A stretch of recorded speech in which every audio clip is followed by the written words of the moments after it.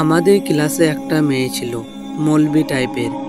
মেয়েটার মাঝে আলাদা একটা ব্যক্তিত্ব ছিল, যেটা আমার খুবই বিরক্ত লাগতো।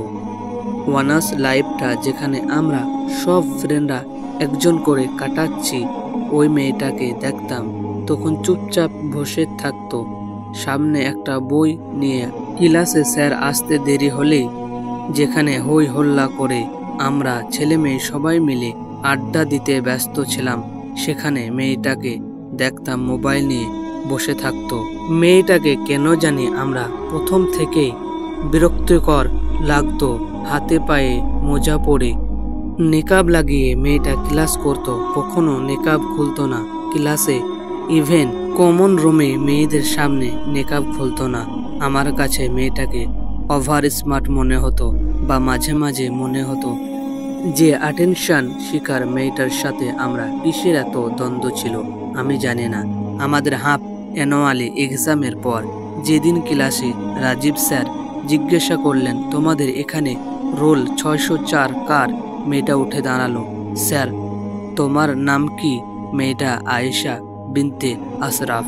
স্যার আমি কাল রাতে তোমাদের ইকোনমিক্স খাতায় দেখছি, সবগুলো খাতার চাইতে তোমার খাতা প্রেজেন্টেশন আমার অনেক ভালো লেগেছে।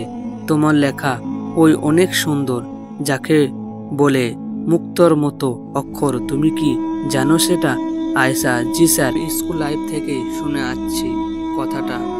স্যার তুমি সবার চাইতে বেশি মার্কস পেয়েছো, তোমার খাতা আমি আজকে আমার সব ক্লাসে দেখিয়েছি স্টুডেন্টদের, যাতে ফাইনাল এক্সামে সবার তোমার মতো করে খাতা প্রেজেন্ট করে।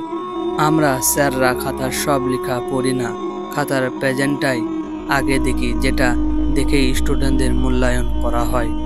অতএব স্যার যখন আয়েশার খাতা সবাইকে দেখাচ্ছিল তখন সবাই হতভম্ব হয়ে গেল, কারণ আয়েশাকে দেখে তারা সকলেই অবহেলা করত। কারণ কি, তিনি একজন দিনদার এবং তাকে দেখে মনে হয়েছিল একজন ইমাম সাহেবের কিংবা বড় আলেমের। এই দেখে কখনোই কাউকে বিচার করবেন না।